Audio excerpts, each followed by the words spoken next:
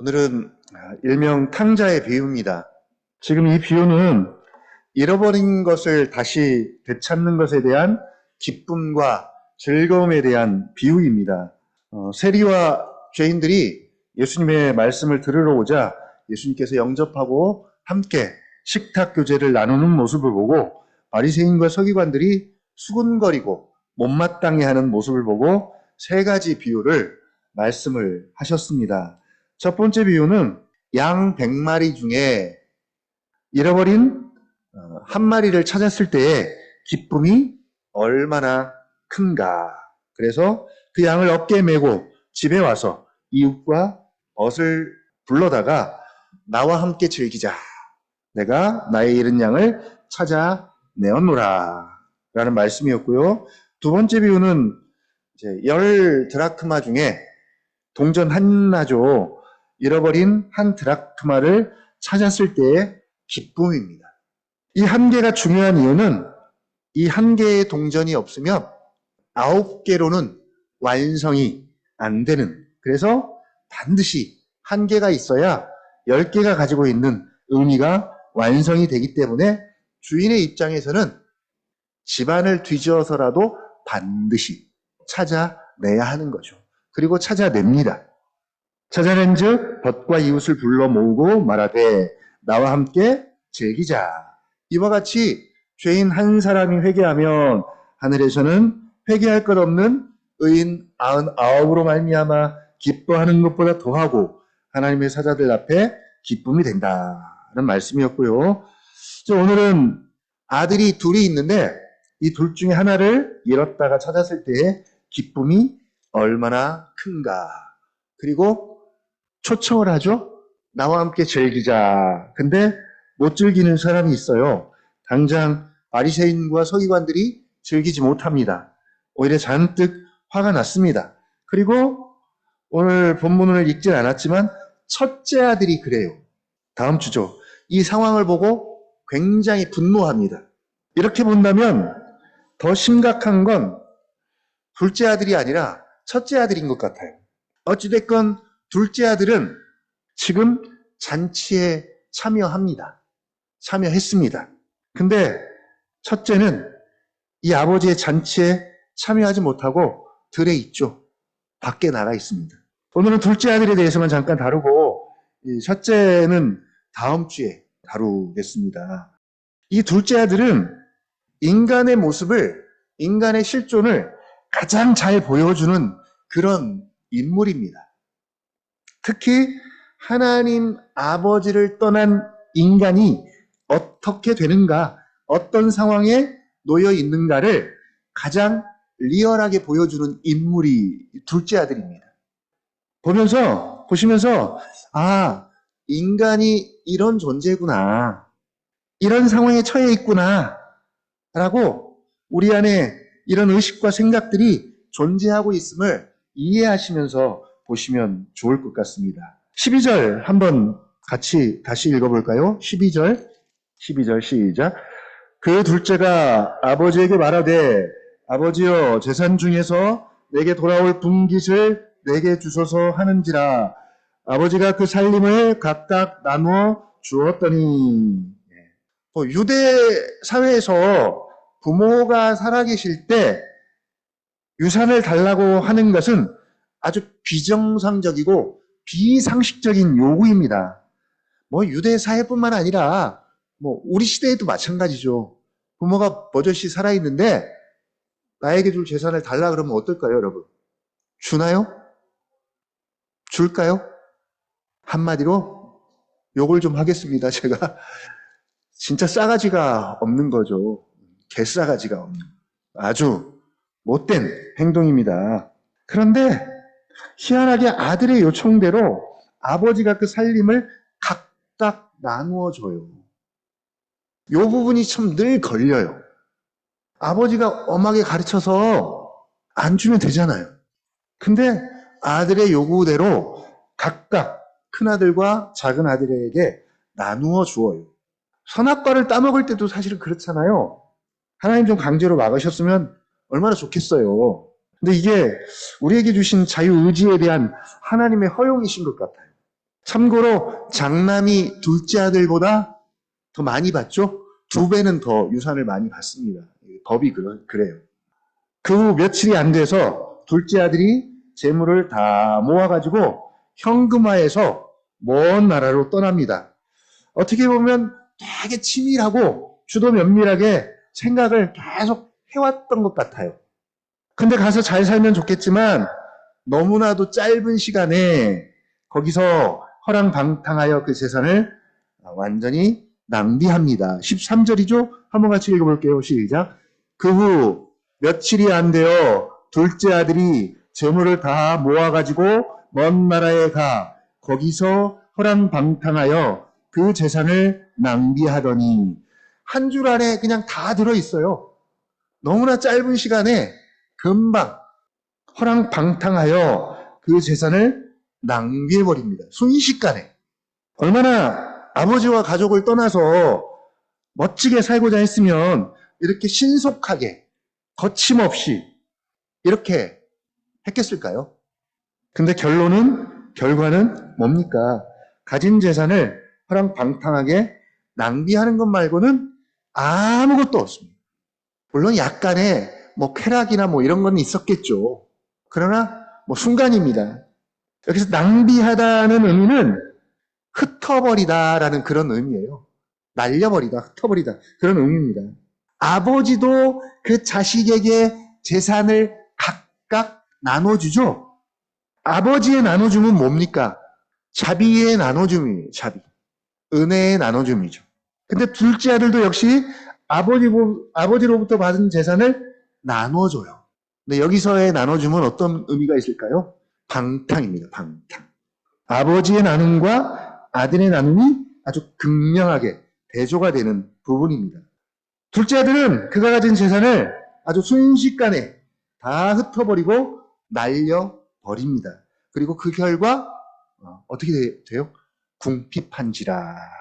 설상가상 그 나라에 흉년까지 듭니다. 입에 풀칠하기 위해서는 결국 돼지치는 일을 합니다. 근데 이것마저도 쉽지가 않죠.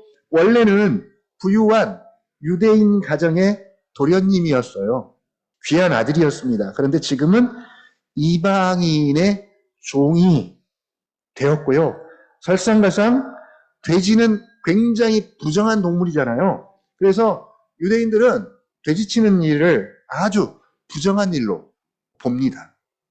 바로 그런 돼지를 돌보는 처지가 되었고요. 더 비참한 것은 뭐예요? 돼지가 먹는 쥐엄 열매라도 먹고 줄임배를 채워보려고 하지만 이것마저도 주는 이가 없대요. 먹을 수 없는 아주 비극적인 상황 속에 처해 있는 이 둘째 아들이 바로 하나님을 떠난 인간의 진정한 모습이에요. 인간의 진정한 실존입니다. 이게 세상 사람들의 모습이에요. 물론 겉은 지금 되게 잘 살고 화려하고 행복하게 보일지라도 이게 지금 하나님을 떠난 인간의 모습입니다. 자, 이제 더 이상 버틸 수 없는 상황에 이르자 비로소 정신을 차립니다. 17절 한번 같이 읽어볼까요? 시작. 이에 스스로 돌이켜 이르되 내 아버지에게는 양식이 풍족한 품꾼이 얼마나 많은가. 나는 여기서 줄여 죽는구나. 예. 이제 좀 정신을 차리는 상황이에요.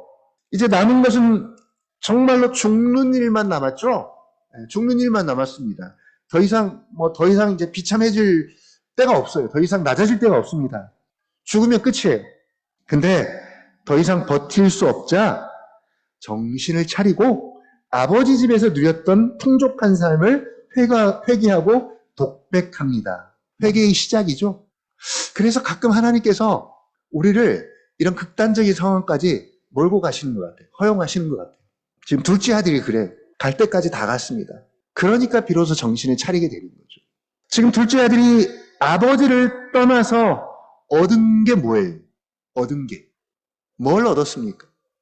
궁핍과 그 궁핍한 상황 가운데 쥐엄 열매가 전부예요. 물론 나름 행복한 삶을 꿈꿨겠죠.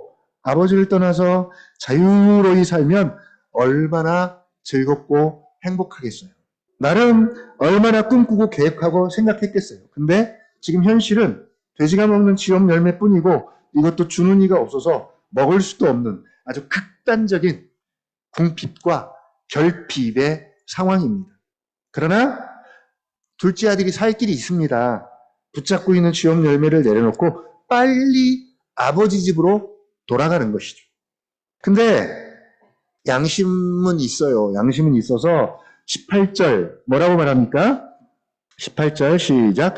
내가 일어나 아버지께 가서 이르기를 아버지 내가 하늘과 아버지께 죄를 지었사오니 지금부터는 19절이요. 아버지의 아들이라 일컬음을 감당하지 못하겠나이다. 나를 품꾼의 하나로 보소서 하리라 하고.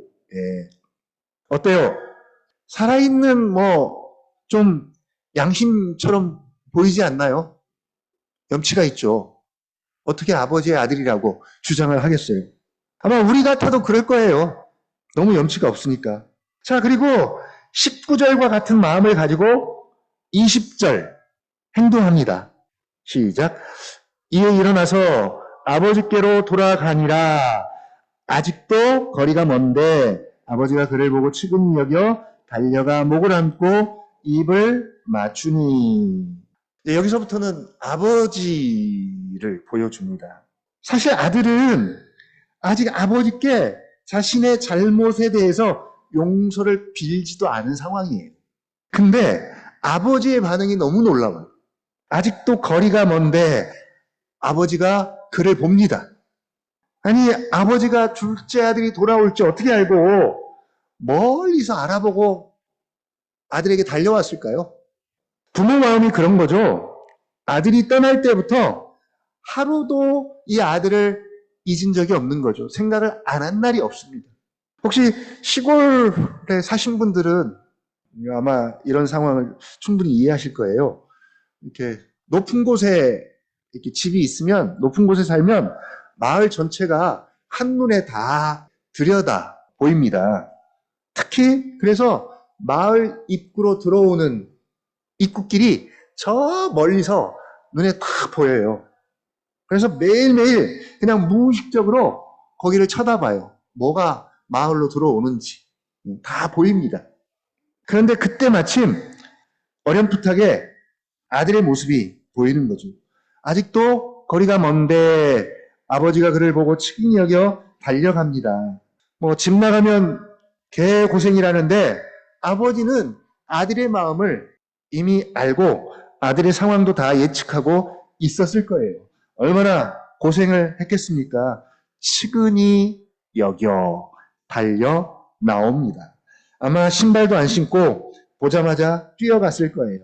바로 아들을 향한 치근한 마음이 사람들의 체면과 채통 따위는 안중에도 없이 달려갑니다. 왜냐하면 유대 사회에서 신발을 신지 않고 그렇게 달려가는 것은 되게 예의 없는 채통에 걸맞지 않는 그런 행위입니다. 그런데 아버지가 지금 그 일을 하고 있는 거죠. 그리고 달려가서 목을 안고 입을 맞춥니다. 어떨까요? 감정이입이 되세요? 이 아들에 대한 아버지의 사랑, 마음, 감정이입이 되세요? 지난 과거에 대해서는 한마디도 묻지도 않고 따지지도 않습니다. 이런 아버지에 대한 아들의 고백입니다. 21절 시작. 아들이 이르되 아버지 내가 하늘과 아버지께 죄를 지었사오니 지금부터는 아버지의 아들이라 일컬음을 감당하지 못하겠나이다 하나. 예. 원래 오기 전에는 뭐라고 생각을 했냐면 나를 품꾼의 하나로 봐달라고 하려고 했는데 여기서는 그 말이 빠졌죠. 여기서는 그 말이 빠졌어요. 양심상 자신을 아들로 받아달라고 말하기가 어려워요. 그래서 품꾼의 하나로 나를 써주십시오라고 내가 아버지에게 가서 말해야 되겠다라고 했는데 여기서는 그 말이 생략됩니다. 자, 어쨌든 이 아들의 고백에 대한 아버지의 반응입니다. 뭐예요? 22절 시작. 아버지는 종들에게 이르되 제일 좋은 옷을 내어다가 입히고 손에 가락지를 끼우고 발에 신을 신기라. 그리고 살진 송아지를 끌어다가 잡으라. 우리가 먹고 즐기자. 예. 이유는요? 24절 같이 거기까지 읽을까요? 시작. 이 내 아들은 죽었다가 다시 살아났으며 내가 잃었다가 다시 얻었노라 하니 그들이 즐거워하더라. 예. 아멘. 네. 제일 좋은 옷을 아들에게 입힙니다. 어떤 옷일까요? 성경은 종종 아버지께서 아들에게 가장 좋은 것을 주시지 않겠느냐라고 우리에게 반문하죠. 아들에게 가장 좋은 것을 주시지 않겠느냐라고 하시면서 그 좋은 것을 성령으로 말씀하기도 하고요. 로마서에서는 뭐라 그래요? 그 아들과 함께 모든 것을 우리에게 주시지 않겠느냐라고 말씀하십니다. 가장 좋은 것은 아들이죠. 아들. 독생자. 아들도 주셨다면 뭐 다른 것은 그냥 덤으로 줄 수 있는 것들입니다. 자, 아들에게 가장 좋은 옷. 어떤 옷일까요? 이 옷은 상징적으로 예수 그리스도의 의의 옷을 상징하기도 합니다. 가장 좋은 옷. 그렇죠? 하나님의 진노와 심판 아래 놓인 멸망당해야 할 죄인들에게 예수 그리스도의 의의 옷보다 더 좋은 옷은 없죠. 바로 그리스도의 의의 옷을 입혀주시고 이제는 의롭다고 인정해 주시고 더불어 하나님의 자녀 삼아 주시는 그 가장 좋은 옷, 그리스도의 의의 옷을 입혀주시는 하나님 아버지와 아버지의 은혜와 사랑을 가장 잘 보여주는 그런 대목이기도 합니다. 또 뭘 주세요? 손에 가락지를 끼워주세요. 가락지는 도장과 같은 의미입니다. 아버지의 모든 권한을 아들에게 주시는 것이죠. 이제 아들은 아버지의 모든 소유에 대해서 마음대로 사용할 수 있는 권한을 다시 갖게 됩니다. 그런 아들입니다. 마지막에 발에 신을 신깁니다. 종들은 신발을 신지 않아요. 노예들은 신발을 신지 않습니다. 종이 아니라 품꾼이 아니라 아들로 인정해 주십니다. 이제 너는 자유인이다. 너는 종이 아니고 품꾼이 아니고 너는 자유인이다. 아들이다. 라는 것을 인정해 주십니다. 거기다 플러스 살진 송아지를 끌어다가 잡습니다. 큰 잔치를 배설합니다. 근데 지금 이 모든 것이 누구에게 베풀어진 은혜와 사랑과 자비입니까? 누구에게요? 받을 만한 자격이 아무것도 없는 둘째 아들에게 베풀어진 호의와 사랑과 은혜입니다. 사실 큰아들의 입장에서 본다면 정말 미치고 환장할 노릇 아니겠어요? 뭘 잘해도 시원찮은 판국에 아버지 재산 미리 팔아다가 다 말아먹고 온 페류나 같은 자식에게 이건 너무나 과분한 대우를 해주는 것 아닌가요? 근데 이 아들에 대한 아버지의 사랑과 은혜와 측은함은 아들의 모든 죄와 잘못들을 다 용서하고 수용하고도 남을 만큼 더 크고 더 깊고 놀랍습니다. 그래서 아들의 모든 허물과 죄를 다 덮고도 남을 만큼 그것들을 아무것도 아닌 것으로 만들 만큼 그래서 묻지도 않아요. 오늘 본문에 보십시오. 아들에 대해서 잘못에 대해서 묻는 구절이 하나도 없어요. 책망하시는 구절도 없습니다. 우리로서는 감히 이해할 수도 측량할 수도 없는 큰 사랑이고 은혜입니다. 그래서 어쩌면 사실 아들의 입장에서도 이걸 받아들이기가 어려웠을 거예요. 양심이 있다면 이걸 그냥 어떻게 받아요? 어떻게 받습니까? 대가도 없이. 그래서 둘째 아들이 뭐라고 고백하는 거예요? 나를 어떻게 해달라고요? 품꾼의 하나로 봐달라고. 품꾼의 하나로 봐달라고. 그렇게 생각한 거죠. 이 정도로 아버지께 죄를 지었다면 이 죄값은 아버지와 아들의 관계를 단절시키고도 남을 만큼 크다는 겁니다. 적어도 아들의 입장에서는 그래요. 그러나 아버지의 입장은, 아버지의 마음은, 아버지의 사랑은 전혀 아들됨을 깰 수도 없고 끊을 수도 없는 그 어떤 것도 우리 주 예수 그리스도 안에 있는 하나님의 사랑에서 끊을 수 없느니라. 로마서 8장 31절부터 34절 말씀이죠. 그럼에도 불구하고 아버지는 여전히 그를 아버지의 아들로 인정해 주시고 받아 주십니다. 이 아버지의 마지막 고백인데 이 모든 것의 이유죠. 24절이에요. 뭐라고요? 내 아들은 죽었다가 다시 살아났으며 내가 잃었다가 다시 얻었기 때문이다. 그래서 그들이 즐거워하더라. 예. 그냥 아버지에게 이 아들은 어떤 존재냐면 그냥 죽었다가 살아난 아들이에요. 아이가 죽었다가 살아났어요. 부모의 입장에서 이것보다 더 기쁜 일이 어디 있겠어요? 더 즐거운 일이 어디 있겠습니까? 잃었다가 다시 얻은 양이 아니라 동전이 아니라 아들입니다. 아들. 양일 때의 기쁨, 동전일 때의 기쁨, 아들일 때의 기쁨이 다르죠? 다릅니다. 이 아들이 아버지를 떠났을 때는 그는 죽은 아들이었고요. 잃어버린 아들이었습니다. 그러나 지금은 살아난 아들이고 다시 얻은 아들입니다. 그러니까 이 아버지와 아들의 관계는 그 어떤 것으로도 깰 수 없고 변할 수 없는 천륜입니다. 천륜. 근데 아들은 자신의 잘못이 그 관계를 깰 수 있다고 오해하고 있는데 한번 아들은 영원한 아들인 거죠. 단 차이는 뭐예요? 그가 죽은 아들인가? 다시 살아난 아들인가? 살아있는 아들인가? 그 차이입니다. 그가 잃어버린 아들인가? 아니면 다시 찾아내는 아들인가의 차이입니다. 우리도 원래 둘째 아들이었잖아요. 맞습니까? 우리도 원래 둘째 아들이었어요. 이 둘째 아들에 대한 아버지의 사랑과 긍휼과 자비와 은혜는 너무 커서 둘째 아들의 그 양심으로는 쉽게 받아들이기 어려울 만큼 부어졌습니다. 자격으로 치면 정말 말도 안 되고 공로나 행위로 따져봐도 이런 사랑과 은혜는 절대로 받을 수가 없는 그런 사랑입니다. 그런 은혜였습니다. 그러나 이게 가능한 이유는 뭘까요? 바로 하나님 아버지와 자녀의 관계 때문입니다. 아버지와 자녀의 관계가 이걸 가능하게 한 것입니다. 우리가 원래 둘째 아들이었기 때문에 사실 지금도 우리 안에는 이 둘째 아들 의식이, 생각들이 여전히 우리 안에 남아 있어요. 남아 있습니다. 특히 우리가 죄를 지을 때 그런 것 같아요.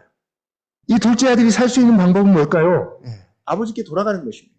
돌아가면 아버지께서 거리가 멀지만 정말 측은히 여기시고 달려와서 목을 붙잡고 입을 맞추고 가장 좋은 옷을 입혀주시고 손에 가락지를 끼우고 발에 신을 신기고 아들로서의 모든 신분과 지위를 회복시켜 주시고 살진 송아지를 잡아서 잔치를 베풀어 주시는 이 하나님 아버지의 크고 놀라운 사랑을 다시 한번 우리가 생각하면서 먼저는 이해할 수 없는 분에 넘치는 사랑과 이 은혜가 우리에게 이미 임했습니다. 부어졌어요.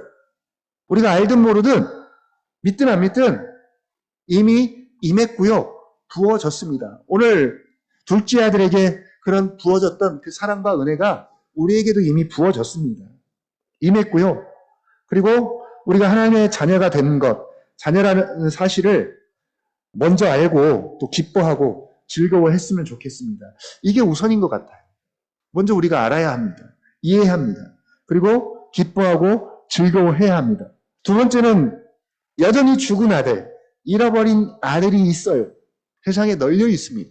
이들도 정신을 번쩍 차리고 돌아와야 되겠습니다. 아버지를 떠나 자기 소견대로, 자기 마음대로 살면서 행복한 인생을 사는 것 같지만 실제로는 뭐예요? 궁핍과 결핍 의식 속에 살아가는 자들입니다. 이들이 아버지께로 돌아와서 아버지의 무한한 사랑과 긍휼과 자비를 경험하고 아버지의 아들로 다시 회복되는 놀라운 일들이 있어지기를 위해서 오늘 말씀을 생각하면서 함께 기도했으면 좋겠습니다. 두 가지입니다. 기도 제목을 지금 미리 말씀을 드릴게요. 두 가지. 하나는 우리 자신이 둘째 아들의 입장이 되어서 하나님의 사랑과 은혜를 알고 먼저 깨닫는 것입니다. 또 하나는 아직 아버지께로 오지 못한 아들들이 세상에 많이 있습니다. 이들을 죽은 아들이라고 이야기하고요. 잃은 아들이라고 말합니다. 그들이 다시 살아나고 다시 되찾아지도록 이것이 하나님께 큰 기쁨이 된다는 사실을 기억하면서 이 시간 함께 기도했으면 좋겠습니다.